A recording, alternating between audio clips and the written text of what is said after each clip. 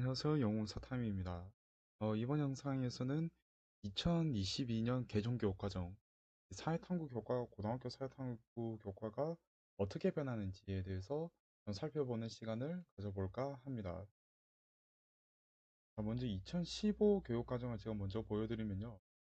2015 교육과정에서 사회도덕교과는 기본적으로 공통과목으로 통합사회, 한국사 이 두 과목이 있고, 일반 선택 과목으로 상하과 윤리, 윤리와 사상, 세계지리, 한국지리, 사회문화, 정치화법, 경제, 세계사, 동아시아사 이렇게 9가지 과목이 있고, 진로 선택 과목으로 고전과 윤리, 여행지리, 사회문제 탐구 세 과목이 있었습니다. 여기서 제가 표를 만들 때 이 위에 줄에 있는 과목들은 다 똑같이 윤리 과목들이라고 보시면 됩니다. 사회과 윤리, 윤리와 사상, 고전과 윤리는 기존 2015 교육과정에서 도덕교과로 들어가는 윤리 과목들이었고요. 자, 그 다음에 세계지리, 한국지리, 그리고 진로 선택에는 여행지리는 이 세 과목이 또 지리로 묶을 수 있는 과목들이라고 보시면 됩니다. 자, 그 다음에 사회문화, 정치화법, 경제에다가 진로 선택으로 있는 사회문제 탐구는 일반 사회교과라고 우리가 일반적으로 분류를 합니다. 그리고 세계사, 동아시아사가 이 일반 선택 과목으로 역사 계열 과목이고, 진로 선택 과목은 역사 계열 과목이 없었습니다. 여기에서 진로 선택 과목에 대해 제가 위에 별표를 쳐두었는데, 진로 선택 과목이 2018년까지는 상대평가로 성적이 나오다가 2019년부터는 절대평가로 전환이 되었습니다. 그래서 뭐 석차 등급이 나오지 않는 과목이다라고 보시면 될 것 같고, 자, 이게 2022년 개정 교육 과정으로 오게 되면 뭐가 좀 많이 늘었죠. 자, 하나하나씩 살펴볼 텐데요. 뭐 공통 과목 같은 경우에는 제가 이전 영상에서 한번 말씀드렸기 때문에 1번 선택부터 보게 되면, 윤리 교과에서는 현대사회 윤리, 그리고 진로 선택으로 윤리와 사상과 인문학과 윤리, 그리고 융합 선택으로 윤리 문제 탐구라는 과목이 이번에 또 새로 생겼습니다. 자, 그 다음에 지리 교과에서는 세계 시민과 지리가 일반 선택의 유일한 과목으로 남아있고, 그 다음에 한국 지리 탐구와 도시의 미래 탐구라는 과목이 진로 선택 과목으로 분류가 되었습니다.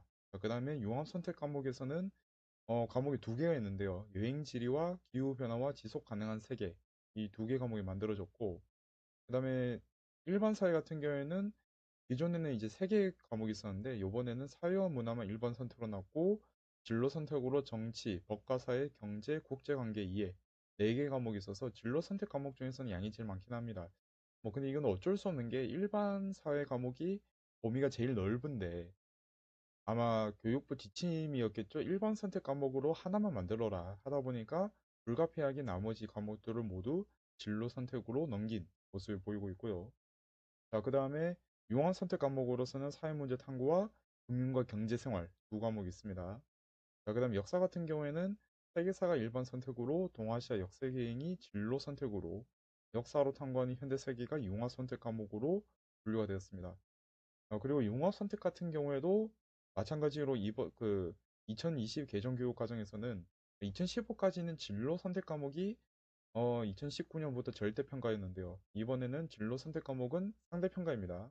그리고 융합 선택 과목만 시행 첫 해보던 내년부터 바로 절대평가로 시행이 되는데요. 물론 이제 아마 융합 선택 과목들을 학교에서는 빠르면 2학년 2학기 아니면은 3학년 1학기 때쯤부터 편성을 할 것이기 때문에 아마 학교에서 이 과목을 선택한다면 2027학년도, 2027년에 이 융합 선택 과목을 이수하시지 않을까라는 생각이 들고 절대평가라는 점 보시면 될 것 같습니다. 자, 각 과목별로 이제 어떤 과목들이 있고 어떤 특징이 있는지 간단하게 좀 살펴보려고 하는데요. 일단 융합 선택 과목은 안 볼 예정입니다. 그 이유 중 하나가 어차피 절대평가이기 때문에 대입에 영향이 없습니다. 그래서 뭐 여기서 따로 뭐 다룰 필요는 없다라고 생각이 들었고요. 자, 먼저 도덕 교과에 있는 현대사회와 윤리 과목, 자, 일반 교과로 일반 선택으로 분류가 되었는데요. 기본적으로 2015 교육 과정에 있던 생활과 윤리와 같은 과목이라고 보시면 됩니다. 단원 구성도 거의 비슷하고요. 현대사회와 윤리 같은 경우에는 뭐 현대에서 일어나고 있는 발생하고 있는 윤리적 문제에 대해서 뭐 예를 들어서 생명윤리와 생태윤리에 대해서 공부한다. 그러면 이 내용에는 뭐 삶에 대해서 철학자들이 어떻게 생각했는지, 또는 뭐 민주시민과 윤리라고 하면 정의에 대해서 뭐 롤스가 어떻게 생각했는지, 뭐 플라톤이 어떻게 생각했는지, 이런 것들에 대해서 공부하는 과목이라고 보시면 됩니다. 뒤에서 제가 윤리학 사상을 또 한 번 더 설명을 할 텐데요. 윤리학 사상과의 차이점은 현대사회 윤리는 어떤 주제에 대해서 철학자들이 어떤 입장을 펼쳤는지를 공부하는 단원 과목이다라고 보시면 되고요. 기본적으로 모든 윤리 교과들도 마찬가지이긴 하지만 현대사회와 윤리 같은 경우에도 언어 능력이 좀 좋은 학생들, 소위 국어 잘하는 학생들이 이 윤리 교과 잘하는 경우들이 좀 많습니다.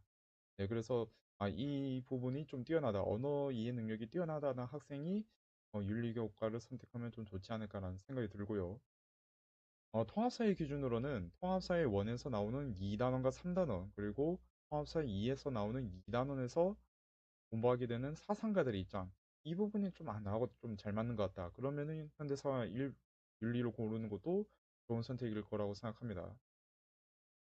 자, 그 다음에 진로교과로 윤리와 사상이라는 과목이 있는데요. 이 과목은 기본적으로 윤리와 사상 2015 교육과정의 윤리와 사상과 똑같은 과목입니다. 뭐 변화한 점은 별로 없고요. 앞서 말씀드렸던 현대사회와 윤리와 윤리와 사상 이 두 개 과목의 차이점이라고 하면 앞서 말씀드렸던 것처럼 현대사회와 윤리는 어떤 윤리적인 주제가 있을 때 각 주제에 따라서 여러 명의 철학자들이 어떤 입장을 펼쳐내는지에 대해서 배웁니다. 그러니까 철학자들의 입장을 좀 얇게 배운다라는 느낌이 있고요. 넓은 주제에 대해서. 윤리와 사상 같은 경우에는 철학자들의 수가 현대사회 윤리보다 조금 적긴 한데 그 조금 적은 철학자들에 대해서 깊이 공부합니다. 그러니까 사상 체계 전체적인 사상 체계로 공부하는 게 윤리와 사상이에요. 그래서 예를 들어서 뭐 현대사회 윤리에서는 국가에 대해서 공자가 어떻게 얘기했는지에 대해서 배운다면 윤리와 사상에서는 공자의 전반적인 사상 체계를 다 공부합니다. 국가에 대해서 현대사회 윤리에서 플라톤이 국가에 대해서 어떻게 생각했는지를 배웠다면 윤리와 사상에서는 플라톤의 전반적인 사상 체계를 다 공부하면 됩니다. 예, 그 정도 차이점이다라고 보시면 될 것 같고 이 과목의 약간 좀 변화점이라고 한다면 과거의 그 윤리와 사상과 비교할 때는 제가 보니까 한국 윤리 사상의 비중이 좀 증가했습니다. 원래는 이제 기존 윤리학 사상에서는 동양 윤리 사상과 한국 윤리 사상 1, 2단원이 같은 단원으로 묶여 있었는데 분리가 되었습니다. 따로. 그러면서 제가 또 보니까 정약용 외에 남명조식과 관련된 유교 사상에서 실천윤리와 같은 계열의 그 사상 내용이 좀 더 추가가 된 것으로 보이더라고요. 근데 약간 좀 늘은 거지, 뭐 교과의 난이도에는 큰 영향을 주진 않을 것 같고요. 이 과목도 마찬가지로 언어 이해 능력이 좀 중요합니다. 근데 이 윤리학 사상이 현대사회와 윤리에 비해서는 사상가들에 대해서 좀 더 깊이 공부하는 과목이다 보니까 암기량이 좀 많은 편입니다. 그래서 암기를 좀 잘하는 학생들이 들으면 좋다라는 생각이 있고요. 마찬가지로 통합사회 1에 2, 3단원, 통합사회 2에 2단원들의 사상가들의 입장을 공부하는 것이 맞는 학생들에게 추천합니다. 자, 그 다음에 또 진로 선택 과목으로 인문학과 윤리라는 과목이 있는데요. 전반적인 내용 자체는 현대사회와 윤리랑 비슷한데 차이점은 뭐냐면요. 이 과목은 인문학적인 학습이라는 조건에 붙습니다. 자, 그럼 무엇을 공부하느냐? 예를 들어서 국가의 정의에 대해서, 뭐 저스티스에 대해서 공부한다고 하면 롤스의 정의론을 읽어본다든지, 자유에 대해서 공부한다고 하면은 밀의 자유론을 읽어본다든지, 고전을 읽음으로 인해서 철학을 어떻게 바라볼 수 있는지에 대해서 공부하는 과목이라고 보시면 됩니다. 텍스트를 읽는 양 자체가 상당히 좀 많은 과목이란 거죠. 그래서 언어 이해 능력이 뛰어난 학생들이 확실히 좀 유리할 겁니다. 이 과목 자체는. 자, 그리고 지리과에서 일반 선택 과목으로는 세계 시민과 지리라는 과목이 하나 있는데요. 전반적인 내용이 세계 지리랑 비슷하긴 한데 이전 세계 지리에 있던 자연 지리와 내용, 이 자연 지리라고 하면 세계의 기후라든지 세계의 지형, 이런 것들 공부하는 단원인데 이 부분이 좀 많이 줄어들었어요. 근데 이 부분을 학생들이 좀 많이 어려워하는 경우들이 있거든요. 그래서 교과의 난이도 자체는 조금 감소했다라고 볼 수가 있고, 그 다음에 기존 세계지리에서는 뭐 아시아, 유럽, 남미 각 대륙별로 좀 지역을 파고드는 그런 단원들이 있었는데 그 단원들의 비중도 좀 줄어들었습니다. 그래서 전반적으로 교과 내용 자체가 개념량도 좀 줄어들고 난이도도 조금은 수월해지지 않았나라는 생각이 드는데요. 지리 교과 같은 경우에는 전반적으로 바로 해석을 잘하는 학생들 그리고 개념 응용 능력이 좋은 학생들이 좀 유리합니다. 네, 이제 수업할 때는 흔히 좀 센스가 있는 학생들이 질의를 하면 좋다라고 이야기를 하는데요. 어떤 느낌이냐면 뭐 예를 들어서 그래프라든지 뭐 자료 이런 것들이 제시되었을 때 그 그래프를 보고 이런 특성이 강하게 나타나면 이 지역이겠는데 저 지역이겠는데 구별이 되겠는데 라는 걸 좀 캐치해낼 수 있는 학생들이 좀 유리합니다. 그러니까 내가 그냥 암기만 하는 것보다도 그 암기를 실제 자료에 적용하는 능력이 좋은 학생들이 지리 교과를 좀 잘하는 편이고요. 통합사회 기준으로 보게 되면 통합사회 3, 4단원에서 나왔던 자연환경, 그리고 인문환경, 문화권 이 내용이 좀 잘 맞았던 학생들이 세계시민과 지리를 선택하면 좋을 것 같습니다. 자, 그다음 한국지리 탐구는 과목명만 보게 되면은 2015 교육과정에 있던 한국지리와 좀 비슷해 보인다라는 느낌이 드실 수도 있지만 좀 많이 변화가 있었습니다. 이 한국지리 같은 경우에도 앞서 봤던 세계시민과 지리와 마찬가지로 기후와 지형과 같은 자연지리적인 요소들이 많이 빠졌습니다. 사실 이 내용 자체가 좀 과학적인 느낌이 많이 듭니다. 그래서 문과 학생들이 이 지리 과목을 공부할 때 제일 힘들어하는 단어 중 하나인데요.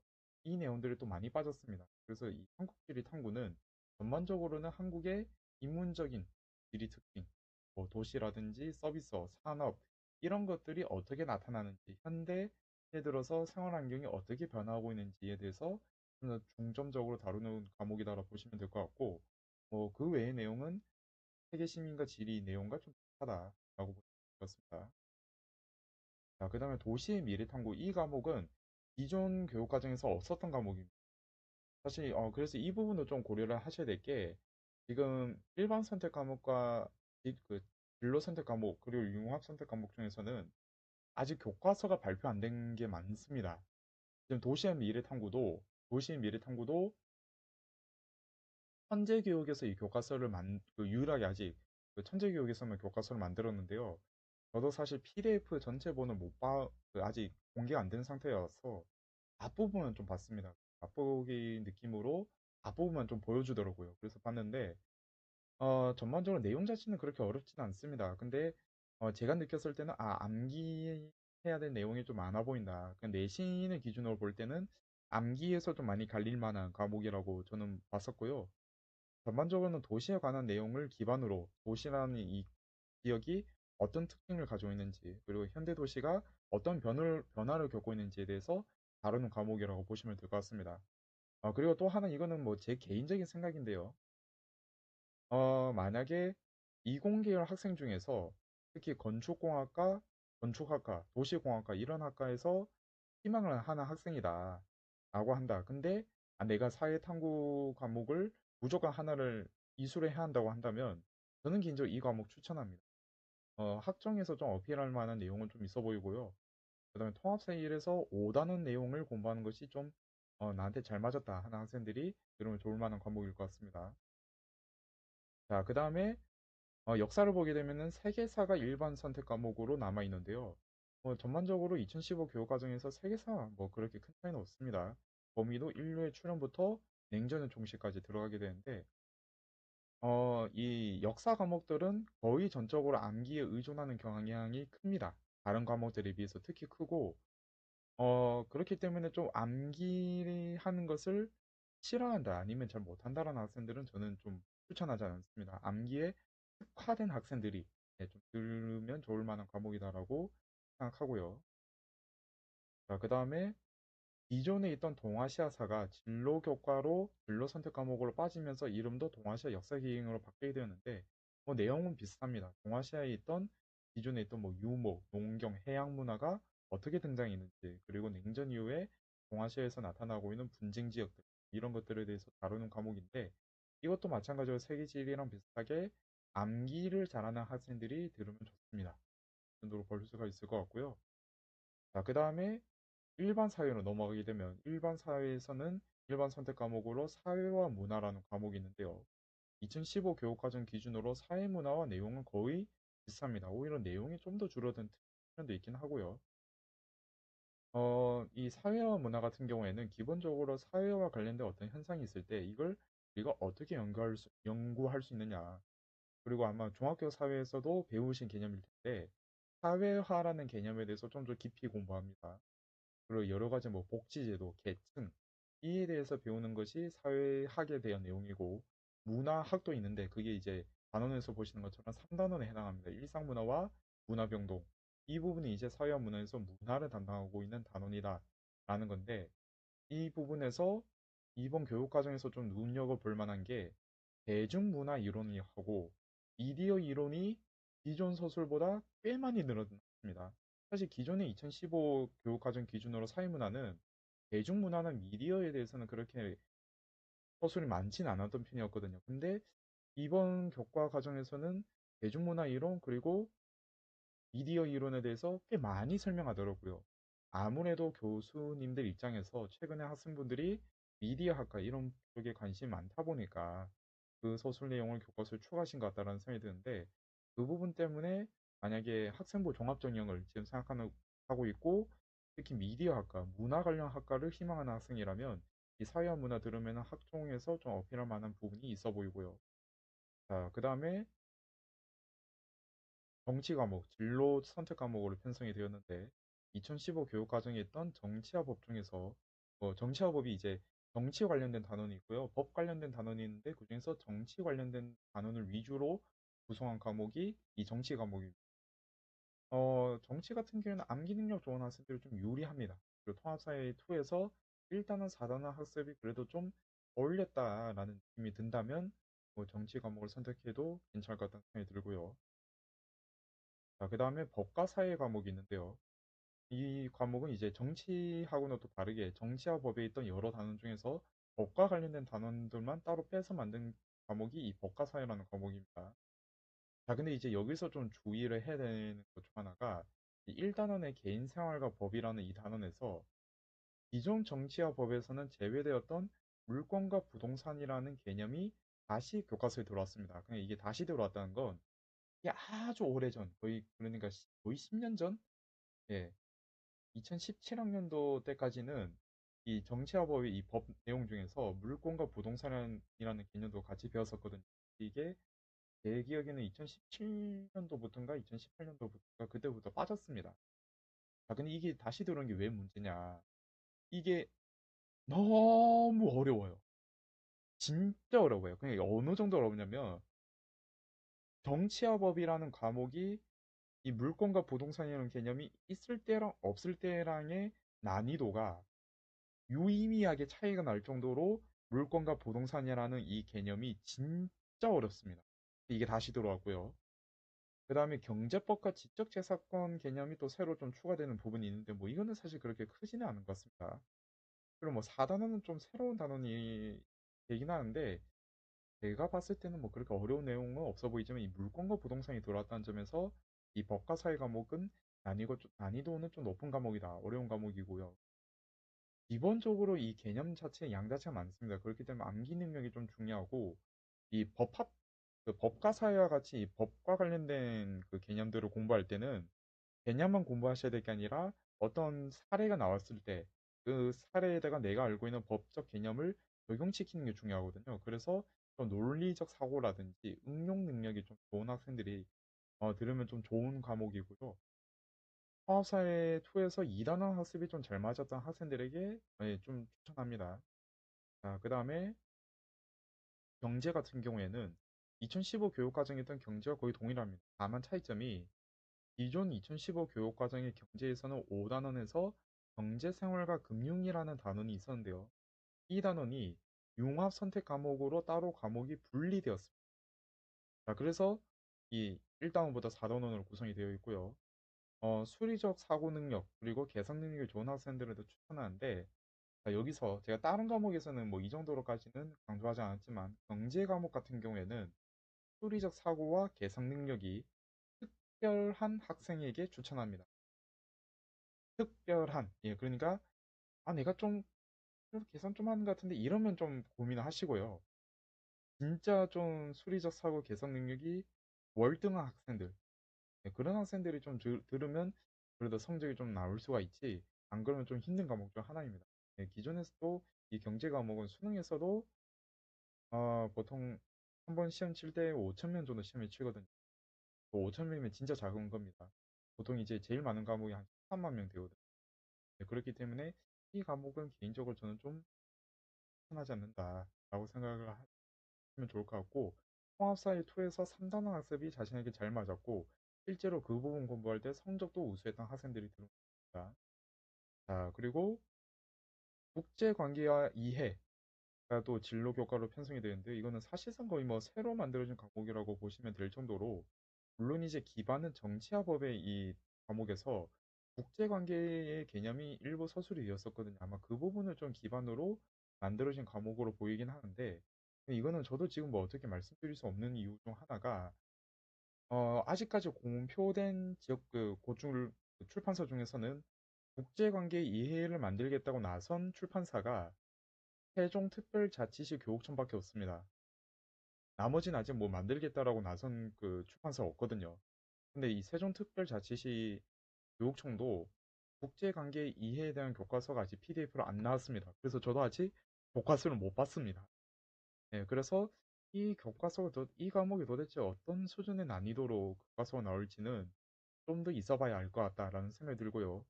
근데 이게 뭐 아직까지 그 1차 선택 시기까지가 좀 많이 남긴 했지만, 그래도 한 6월 달쯤이면 1차 선택을 할 거란 말이죠.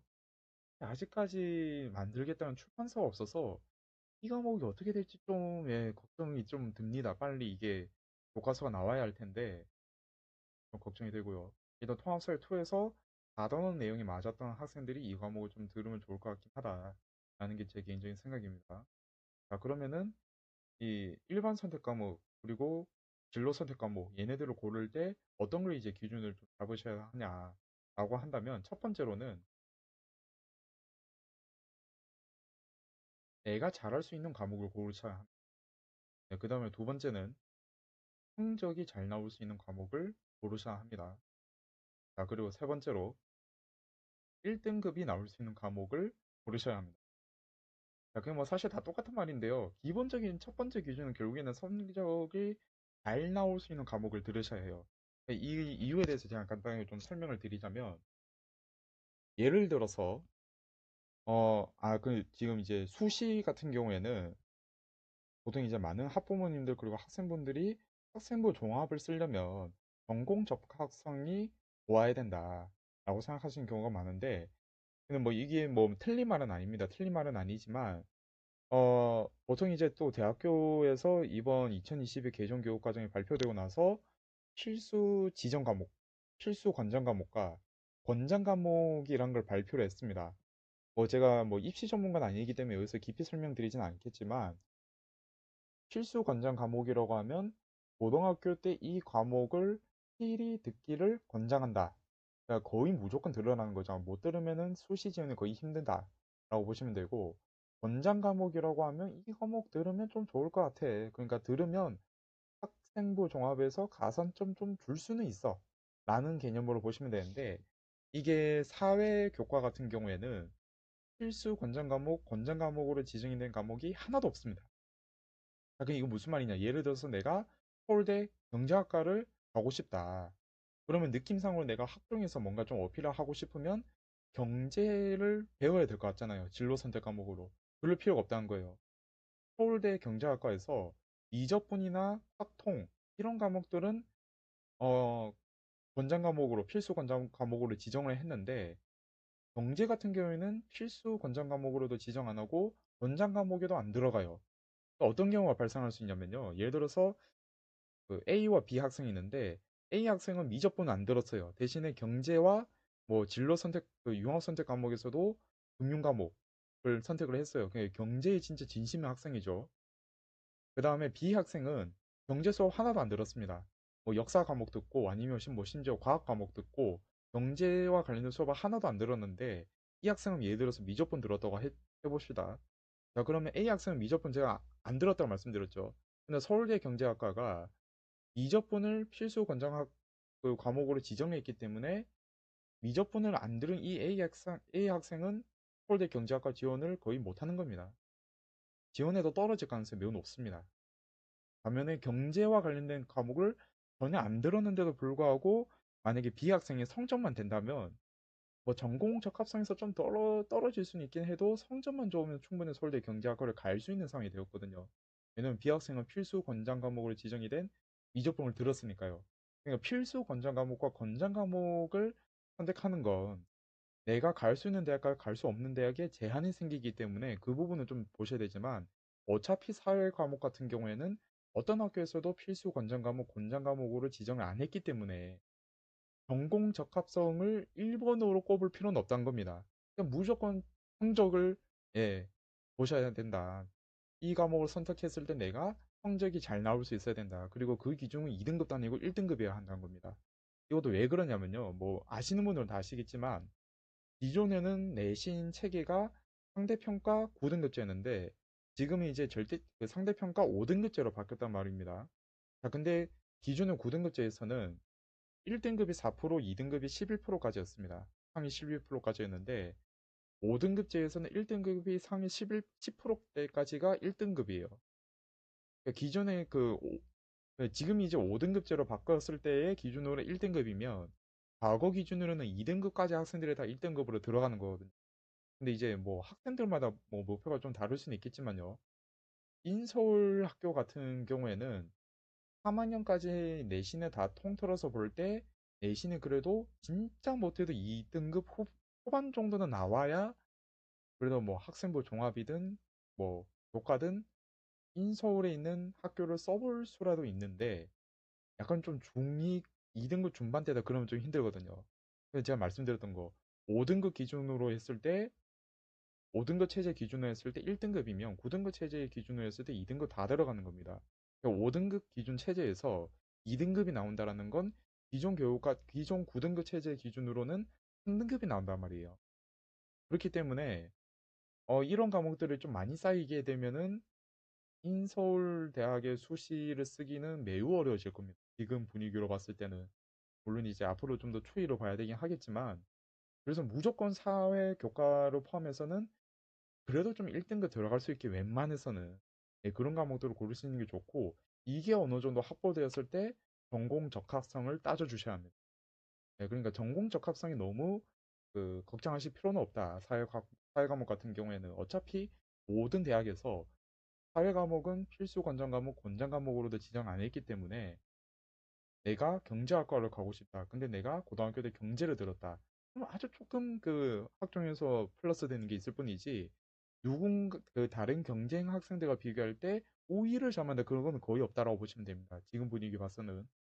그러니까 좋은 성적을 받는 게 먼저가 되어야 하지 전공적 합성은 너무 걱정 안 하셔도 된다라고 보시면 될 것 같습니다. 네, 이렇게 해서 선택 과목에 대해서도 전반적인 설명 여기서 마무리하도록 하겠습니다. 네, 지금까지 영웅 사탐이었습니다. 감사합니다.